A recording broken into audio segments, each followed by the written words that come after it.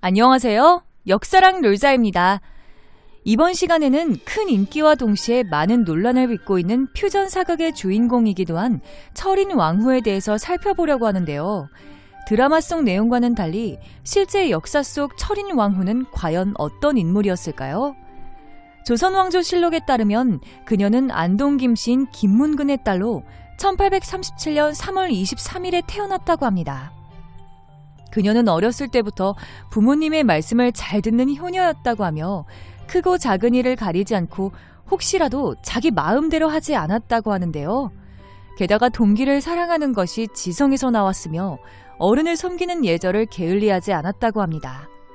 또한 점점 자라면서 말수가 적어지고 감정을 잘 표현하지 않았으며 덕과 도량이 일찍 성숙하여 근엄하기가 마치 어른과 같았고 내외의 친척들 중에 그녀를 칭송하지 않는 사람이 없었다고 전하고 있습니다. 1849년 조선의 24대 임금인 헌종이 후계자 없이 사망하자 당시 왕실의 최고 어른인 순원왕후 김씨는 과거 영모 혐의로 강화도에 유배되었던 은원군의 손자 이원범을 조선의 다음 임금으로 지명했는데 이 인물이 바로 강화도령으로 유명한 철종입니다. 그런데 당시 철종은 혼인할 나이였음에도 아직 미혼인 상태였다고 합니다.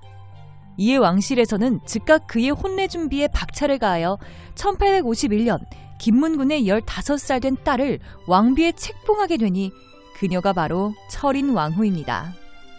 이때 그녀가 왕비에 책봉된 배경에는 안동 김씨 세도 정권이 있었다고 합니다.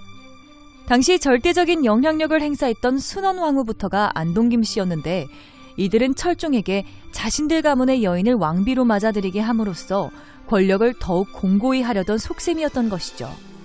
아무튼 이렇게 해서 왕비가 된 철인 왕후이지만 그녀는 직접 정치에 나서거나 혹은 자신의 가문을 두둔하는 모습을 보이기는커녕 순원 왕후를 포함하여 신정 왕후, 효정 왕후 총 3명의 대비를 극진히 모시며 매우 조용한 삶을 살았습니다.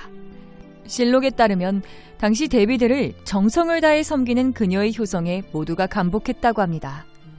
하지만 어느 날 그녀에게 큰 시련이 연이어 찾아오게 되는데요. 1858년 10월 그녀는 드디어 첫 아들을 출산했지만 안타깝게도 불과 몇 달 뒤 아들을 잃는 슬픔을 겪어야만 했습니다.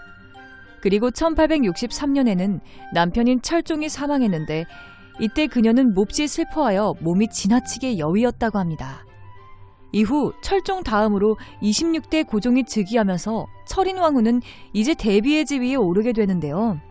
이후로도 그녀는 별다른 존재감이 없는 조용한 삶을 이어가다가 1878년 5월 12일 42세의 상당히 젊은 나이에 생을 마감하게 됩니다.